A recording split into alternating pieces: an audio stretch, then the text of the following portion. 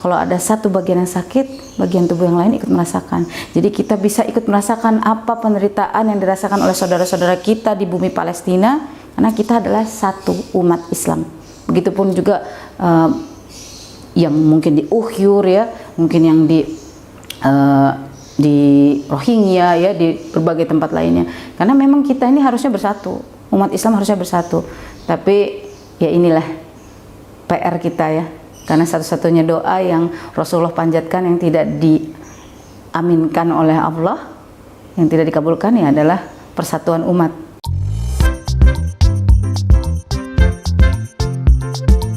Assalamualaikum warahmatullahi wabarakatuh. Ketemu lagi di channel Adama Entertainment, channelnya tentang video Islam dan juga kisah mu'alaf.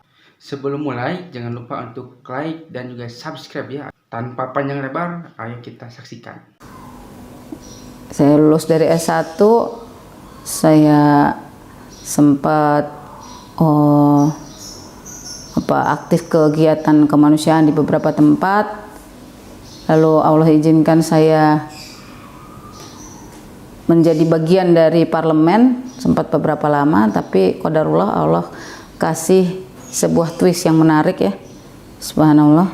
Orang tua saya sakit keduanya, dan tidak lama berselang satu persatu pulang ke rahmatullah. Ibu saya meninggal 2012, waktu itu cancer. Tapi ada dua hal yang beliau pesankan ke saya sebelum beliau berpulang. Tentang keberadaan saya di parlemen, beliau bilang, "Nak, berjuang bisa di mana aja," karena mungkin ya sebagai seorang ibu merasakan ya bagaimana kegundahan anaknya. Lalu juga pesan yang kedua yang sangat esensial buat saya, sama jadi Islam yang benar ya nak, itu kayak sebuah tamparan di siang bolong yang membuat saya mikir gitu ya Allah, berarti jangan-jangan sama ini istri nggak kelihatan menyampaikan kebenaran karena nggak ada bedanya gitu sama saya yang dulu gitu, selain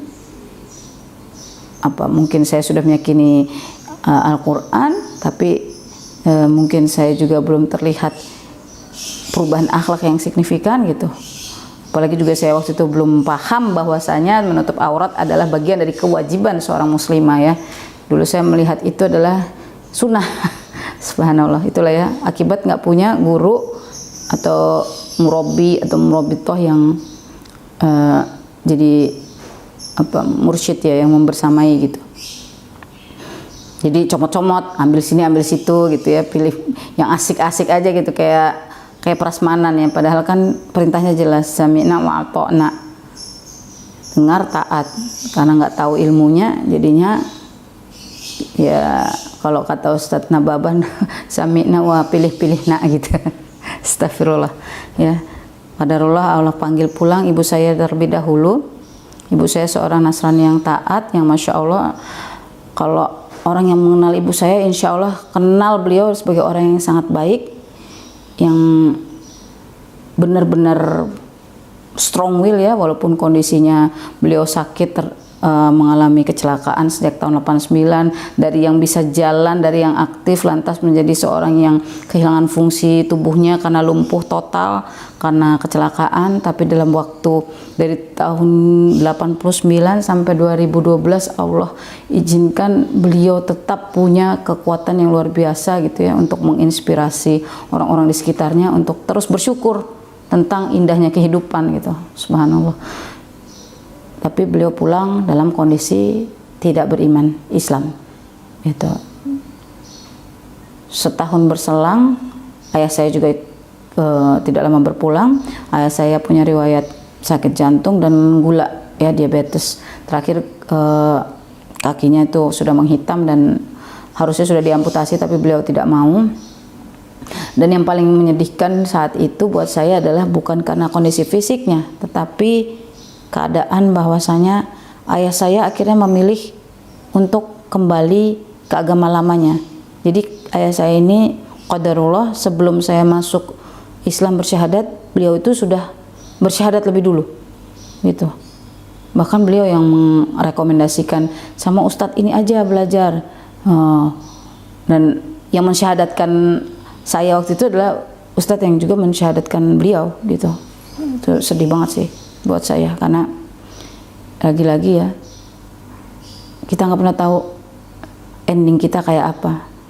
Dan ayah saya meninggal dalam keadaan mundur dari Islam. Dan di Al-Quran sih jelas ya, kalau kita lihat surat Ali Imran tuh yang paling nyata tuh ya, masih lihat bahwa ya Allah sih nggak butuh kita, mau kita murtad juga nggak ada dampaknya buat agama Allah gitu, yang rugi kita. Tapi yang paling menyedihkan buat saya waktu itu adalah karena saya itu sudah dikasih intuisi lagi ya, qadarullah, saya dikasih mimpi juga sama Allah. Lagi-lagi cahaya itu bertanya, ada cahaya dalam mimpi saya yang bertanya, tanyakan ayahmu ingin meninggal secara Islam atau enggak gitu. Dan itu berulang-ulang sampai akhirnya saya nggak tega kan, mau nanya lagi di rumah sakit gitu. Subhanallah ya, cuman kalau nggak ditanya kok kayaknya saya merasa berdosa gitu ya, ini kayak dapat pesan lagi gitu. La haula wala quwata illa billah. Pas saya mau coba tanya, qadarullah KTP-nya udah ganti. Jadi itu hanya berselang beberapa hari lah gitu. Ya sudahlah, akhirnya saya berusaha untuk menerima kenyataan itu. Ayah saya berpulang dalam keadaan mundur. Dari situ saya merasa itulah peringatan terbesar yang Allah berikan ke saya, bahwa sebaik-baik pelajaran adalah kematian, dan orang-orang yang Allah izinkan punya kecerdasan adalah orang-orang yang mengingat mati sebelum ia mati. Jadi waktu itu saya ngerasain banget, saya kayak ya mungkin nggak depresi sih, tapi lebih ke hampa gitu ya, kayak ya Allah, orang tua saya meninggal secara bukan Islam. Saya nggak mungkin bisa doain orang tua kayak orang-orang lainnya gitu ya, yang umumnya ya kamu nanti ini ya kasih zakat, atau kamu melakukan kebaikan amal jariah atas nama orang tuamu. Itu udah nggak mempan gitu kan, karena di surat Al-Ahqaf juga kan Nabi Muhammad SAW juga diingatkan kan bahwa kamu nggak bisa ngasih hidayah kepada siapa yang kamu sukai gitu. Itu sedih banget rasanya. Dan qadarullah waktu itu saya ingat banget, saya nangis di sajadah, saya minta sama Allah, ya Allah, saya nggak mau meninggal dalam keadaan selain Islam. Saya mau saya meninggal sebagai seorang muslimah, dan saya ingin diberikan kesempatan untuk memperbaiki diri dari semua kejahilan saya ini gitu. Alhamdulillah Allah kasih jawabannya.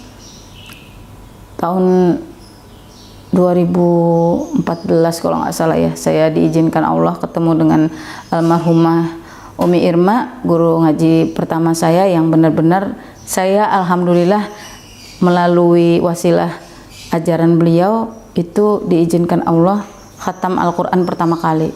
Allahu Akbar. Dari yang tadinya ini yang ba yang mana, yang nun yang mana ya titiknya yang mana gitu. Kalau teman-teman yang qadarullah belajar ngajinya agak terlambat gitu ya, apalagi yang karena tidak dari kecil dibiasakan gitu ya, apalagi yang memang bukan dibesarkan dari keluarga muslim, insya Allah bisa merasakan juga ya itu ya, betapa perjuangan terseok-seoknya mempelajari huruf-huruf hijaiyah. Tapi Allahu Akbar, ternyata itulah indahnya Islam. Qadarullah Allah izinkan saya bertemu dengan guru saya ini, nggak cuma ngajarin hurufnya, tapi ngajarin adabnya. Allahu Akbar. Dulu saya nggak tahu kalau megang Al-Quran itu harusnya wudu, tutup aurat, hadap kiblat, itulah adab terbaik kita dalam berinteraksi dengan Al-Quran. Dulu nggak tahu saya. Dulu saya baca Al-Quran kayak baca komik gitu, santai aja gitu bacanya saat gitu. La haula wala quwata illa billah. Dari situ Allah kasih keberkahan ilmu, masya Allah. Itulah makanya penting banget kita berguru dengan guru yang insya Allah bersambung sanad keilmuan dan bersambung karakter dengan karakter Rasulullah SAW, karakter waliullah itu. Kelihatan kok orang-orang yang Allah bersihkan dengan kalam Allah itu, cahaya di wajahnya itu insya Allah cahaya nur ilahi ya, insya Allah seperti itu. Dan alhamdulillah dari situ Allah bukakan bagi pintu-pintu keindahan taufik hidayah. Akhirnya saya mengenal bahwasanya Al-Ahzab 56 itu perintahnya jelas untuk orang-orang yang ingin disebut beriman. Tutuplah aurat, panjangkan, julurkan jalabib jilbabmu agar kamu mudah dikenali sebagai seorang muslimah dan tidak diganggu. Masya Allah. Afwan, itu Al-Ahzab 59 ya. Al-Ahzab 56 nya itu tentang sholawat. Itu juga saya punya story juga tentang sholawat waktu itu. Jadi saya pernah ada di episode futur yang sedemikian rupa. Saya pikir saya sudah berusaha untuk melakukan yang terbaik, tapi kok Allah ngasih ujian lagi gitu. Qadarullah Allah kasih. Waktu itu saya masih belum bisa ngaji itu. Lagi berusaha ngaji tapi belum bisa ngaji. Allah kasih keindahan agama Islam lewat indahnya sholawat. Masya Allah. Ya, Al-Fatihah buat UJ ya, Ustadz Jeffrey Al-Bukhari, yang Allah jadikan wasilah buat saya mendengar keindahan sholawat. Masya Allah. Allahumma sholli ala sayyidina Muhammad wa ala sayyidina Muhammad. Karena memang ternyata untuk mencintai agama ini kita harus mencintai Rasulullah SAW, dan salah satu cara untuk mencintai Rasulullah adalah bersolawat kepadanya, karena Allah dan para malaikat pun bersolawat kepada Rasulullah SAW. Bicara solawat, orang mungkin banyak yang merasa ya solawat kan udah pas lagi tahiyatul awal maupun tahiyat akhir. Ya, memang itu adalah syarat wajibnya sahnya sholat kita. Tapi rupanya untuk bisa mendapatkan kedalaman ya, kecintaan yang tadi saya katakan, kecintaan kepada agama ini, kecintaan kepada Al-Quran, kecintaan kepada Rasulullah, itu perlu semacam bridging gitu ya. Alhamdulillah kalau yang sudah bisa sampai ke frekuensi keindahan Al-Quran, insya Allah dia pasti akan otomatis bisa menemukan keindahan indahnya bersolawat. Tapi buat orang-orang yang waktu itu seperti saya ya, yang hijrah tapi belum punya ide hijrahnya ini arahnya apa, udah bener apa belum gitu ya. Dan waktu itu juga belum bisa baca Al-Quran. Subhanallah. Dengan hantaman hiruk pikuk dari serangan-serangan, katakanlah musik-musik atau audio yang berhubungan dengan dunia gitu, ya sholawat itu benar-benar jadi way out, solusi buat saya gitu. Karena saya ingin merasakan frekuensi Allah, keindahan bersyukur dan memberikan doa penghormatan untuk Rasulullah, yaitu lewat sholawat gitu. Buat orang-orang yang belum paham tentang keindahan sholawat mungkin belum punya gambaran ya, tapi insya Allah semakin banyak kita bersolawat kepada Rasulullah, maka Allah akan berikan kemudahan untuk hajat kita kan gitu kan. 10 kali aja Allah kasih kemudahan untuk kita urusan dunia dan akhirat gitu. Dan paling banyak bersolawat untuk Rasulullah, insya Allah di yaumil akhir nanti itu adalah orang yang akan paling dekat posisinya dengan Nabi Muhammad. Masya Allah. Itu juga yang kemudian menjadi reasoning kenapa saya dan beberapa teman menginisiatifkan komunitas akhwat bersolawat. Kita bukan hanya sekedar kalau sekarang kan suka miskonsepsi juga ya, solawat itu dianggap lagu religi. Enggak, solawat tuh enggak nggak bisa dikerdilkan menjadi sekedar lagu religi. Sholawat itu rahmat kalau dari Allah kepada hambanya Rasulullah SAW. Sholawat itu doa kalau dari malaikat kepada Rasulullah. Sholawat itu pujian penghormatan dari umatnya Rasulullah, which is saya dan insya Allah semua umat Rasulullah di akhir zaman, kepada Rasulullah Sallallahu Alaihi Wasallam,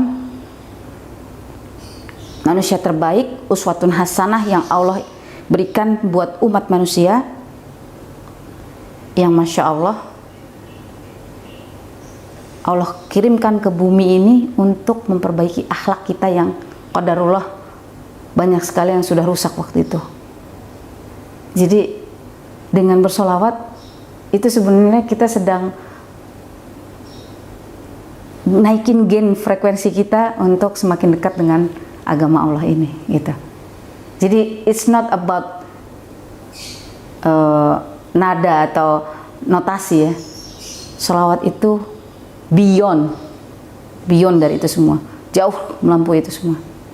Makanya di akhwat bersolawat kami mengikhtiarkan bukan sekedar rekaman sholawat, tapi kita mencari esensi dari ini semua.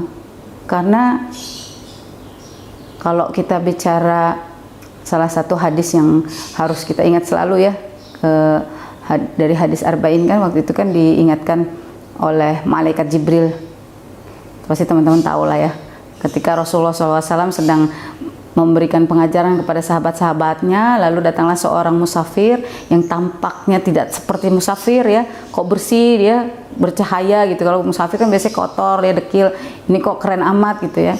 Dan beliau bertanya kepada Rasulullah, katakan kepada saya apa itu iman, apa itu Islam, apa itu ihsan, dan kapan terjadinya kiamat gitu.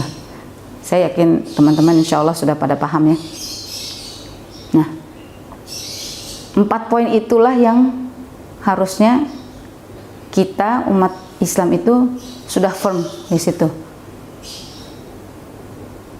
Iman, Islam, ihsan, dan persiapan sebagai umat akhir zaman, mengenali tanda-tanda bahwa waktunya akan berakhir gitu. Dan tugas kita sebagai khairu ummah ya mengingatkan siapa? Khususan orang-orang yang masih mengatakan Tuhan itu mempunyai anak, kan gitu kalau di surat Al-Kahfi ya. Nah, ini adalah esensi dari Islam yang sesungguhnya. Karena Islam bukan sekedar sholat, bukan sekedar puasa, bukan sekedar bayar zakat, tapi Islam adalah kebenaran dari Allah yang Allah berikan lewat hambanya yang ummi ya, Rasulullah Sallallahu Alaihi Wasallam, dalam sebuah kalam Allah yang lengkap, yang membenarkan kitab-kitab sebelumnya, yang menjadi acuan syariat yang utuh, yang diterapkan, harus diterapkan oleh siapapun yang mengaku muslim berserah diri, agar semua perjalanan hidupnya itu diridhoi Allah, masuk Islam secara kafah keseluruhan, menegakkan nilai-nilai Islam secara kafah, dan memperjuangkan Islam sampai akhirnya nanti episode terakhir umat manusia akan ada pemimpin yang menerapkan ajaran ini sesuai jalannya Rasulullah, khilafah min hajin nubuwah. Nah, ini nggak akan bisa kita dapatkan secara utuh kalau kita nggak mencintai Rasulullah. Caranya paling mudah adalah sholawat. Allahumma sholli ala sayyidina Muhammad wa ala ali sayyidina Muhammad. Nah, qadarullah setelah saya bisa membaca Al-Quran, setelah saya menutup aurat, Allah kasih lagi ya, Masya Allah, Allah mencintai orang-orang yang bertakwa tuh bener banget. Allah kasih lagi hadiah. Saya waktu itu baru sebulan menutup aurat, saya diizinkan Allah untuk menjadi tamu di Baitullah, umroh di sana, dan Masya Allah di sana akhirnya kenalan lagi sama Al-Quran.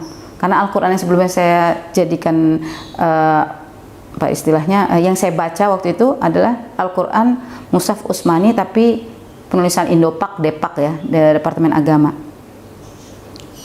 Waktu di Madinah saya baca Al-Quran, saya dengan yakin kan, wah udah belajar nih sama Umi Irma, Masya Allah. Pas dibuka, kok nggak bisa dibaca ya, kok bingung gitu. Ya karena ada hamzah wasol, ada nun wikoyah ya. Kalau teman-teman yang alhamdulillah sudah paham tentang cara baca mushaf Utsmani Qad Timur Tengah pasti tahu ada beberapa kaidah-kaidah yang harus dipahami. Alhamdulillah dari situ Allah kasih lagi pintu. Saya dipertemukan dengan forum halaqah Quran, dan dari situ saya belajar tentang ilmu tajwid yang alhamdulillah sampai saat ini saya diizinkan untuk terus mencintai keindahan tajwid. Itu, masya Allah. Dengan qiraat Imam Hafs, kami terus di encourage untuk terus mempelajari kaidah tajwid, karena masya Allah ternyata membaca Al-Quran itu kan hukumnya fardu ain ya, dan mempelajari tajwid adalah fardu kifayah.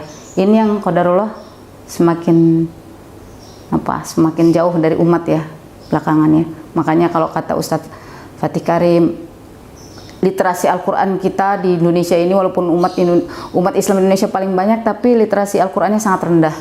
Bahkan lebih dari 60% gak bisa baca Al-Quran. Na'udzubillah. Inilah PR kita semua.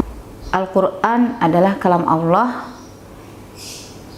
yang mulia, yang diturunkan di malam Qadar yang mulia, yang dibawa oleh malaikat Jibril yang mulia di bulan Ramadan yang mulia, diterima oleh hamba Allah yang mulia Rasulullah SAW, dan menjadi risalah yang harus disampaikan oleh umat yang mulia, khairu ummah, umat Islam yang menjadi umat akhir zaman, yang insya Allah punya tugas bersama untuk menggambarkan keindahan Islam lewat kepribadian yang mulia ya. Jadi itulah kemuliaan Al-Quran dan dampaknya kepada orang-orang yang berinteraksi, kepada siapapun yang berinteraksi dengan Al-Quran. Al-Quran menjadikan kita mulia karena ada kemuliaan dalam Al-Quran, dan begitu pula kita akan jauh dari kemuliaan jika kita jauh dari Al-Quran. Makanya sejak saya diberikan kenikmatan taufik hidayah bisa membaca Al-Quran, saya merasa betul bahwasanya ini adalah PR kita bersama. Bagaimana supaya kita umat Islam yang harusnya khairu ummah ini bisa benar-benar merasakan kebenaran Al-Quran ini secara utuh, tidak hanya meyakini tanpa ilmu gitu ya. Qadarullah kan banyak juga yang alhamdulillah lahir dalam keluarga yang sudah muslim ya, lahir dari rahim seorang muslimah gitu, sehingga sudah dengan automatically gitu ya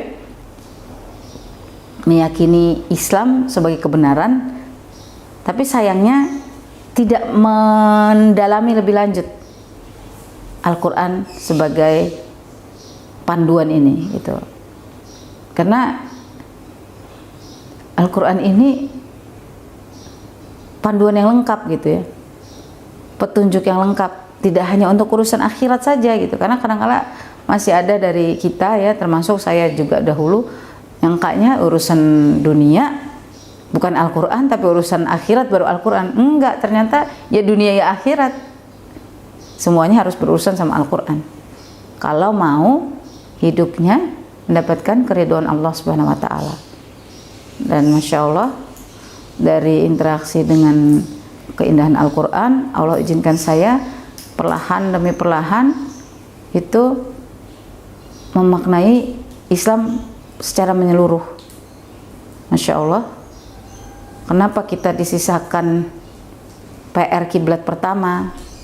Kenapa Allah pindahkan kiblat di surat Al-Baqarah 144? Kenapa nanti akan ada Nabi Isa yang ditugaskan di akhir zaman di surat Az-Zukhruf untuk episode terakhir dari umat manusia? Nah, itu semua Allah izinkan bisa dipahami karena kita berinteraksi dengan Al-Quran. Qadarullah dari alasan itu juga saya akhirnya inisiatifkan diri bersama beberapa teman yang alhamdulillah juga menerima Islam dengan bersyahadat untuk sama-sama menjadi keluarga buat para mu'alafah, orang-orang yang dilembutkan hatinya menerima cahaya kebenaran Islam untuk bisa menjadi support system bagi saudara-saudara yang sudah bersyahadat ini. Gitu. Di sini kami tidak hanya sekedar sebagai forum silaturahmi gitu, tapi juga lebih utuh lagi ada serangkaian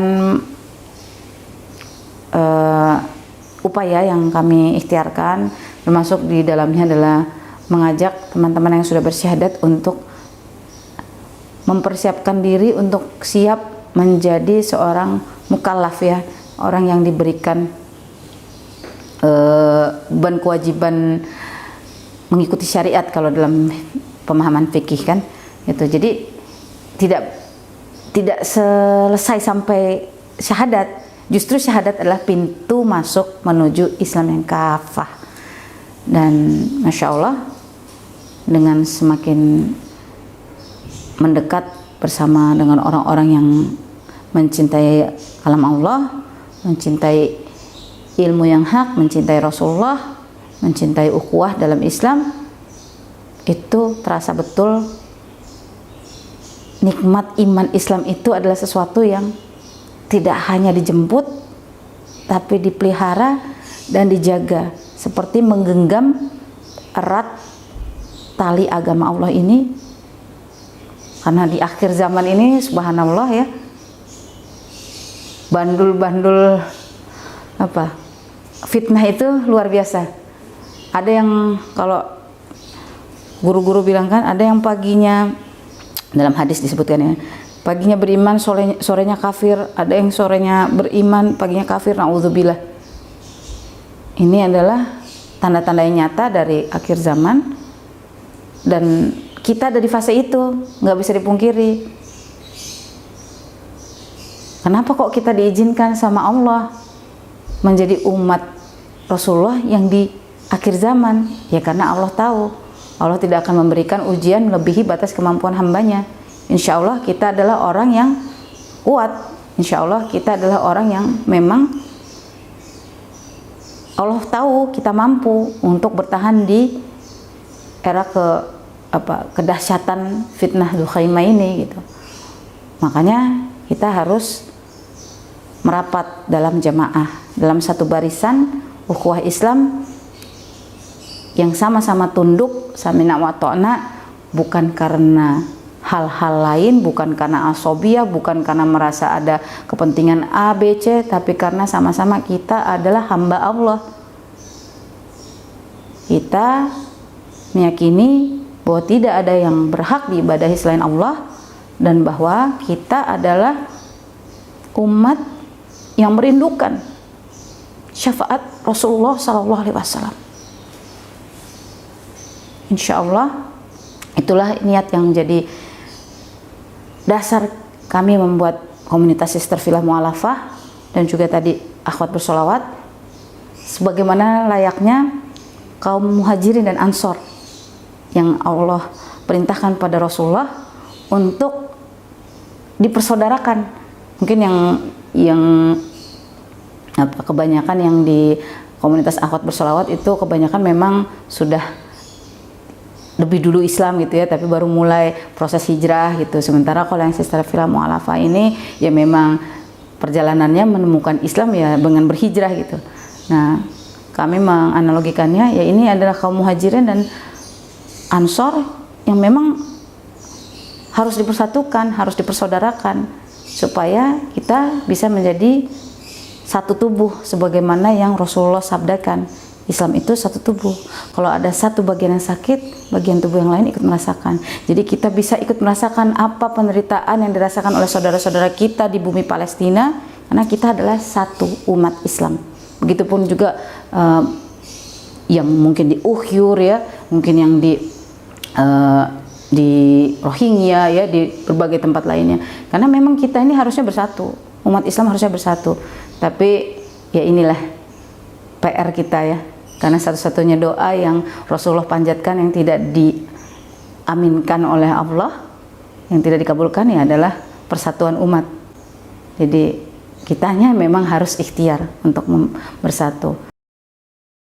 Nah, sepertilah kisahnya, bagaimana kan kisahnya ini sangat menginspirasi kita bahwa kita itu sebagai umat muslim, dengan adanya video ini kita itu menjadi terinspirasi bahwa kita itu bisa lebih baik lagi. Dan dengan video ini juga mungkin kalian juga yang mungkin non muslim ya, yang menyaksikan ini, kalian juga mungkin ada gambaran seperti apa bahwa agama Kristen itu tidak selalu misalnya benar ya, karena banyak juga kontradiksi di sini. Bahwa agama Kristen, agama non-Islam misalnya gitu ya, jika orang-orang mereka itu mualaf itu karena apa? Kebanyakan itu mereka itu tahu bahwa Islam itu adalah agama yang benar, agama yang lebih masuk akal daripada agama-agama lainnya. Dari mana kita itu bisa tahu hal itu ya, karena kita mempelajari Al-Quran dan mempelajari agama Islam gitu. Kita itu harus terpikir terbuka. Indonesia itu emang toleransi ya, tapi ketika kita dihadapkan dengan sesuatu agama gitu ya, kita harus mengkaji, misalnya agama Kristen seperti ini, agama Hindu seperti ini, agama Islam juga seperti ini, dan berbeda-beda ya, karena di Indonesia itu banyak banyak sekali agama ya, tapi kebanyakan di channel ini adalah tentang agama dari non muslim ke muslim, dikarenakan agama Islam adalah agama yang paling sempurna di dunia ini. Sampai akhir zaman pun Al-Quran itu berkata bahwa Allah itu akan menjaga Al-Quran sampai hari akhir. Nah, seperti itulah bagaimana kisahnya ya. Dan jika kalian suka, jangan lupa untuk like, comment, dan subscribe ya. Dan nantikan video saya selanjutnya. Wassalamualaikum warahmatullahi wabarakatuh.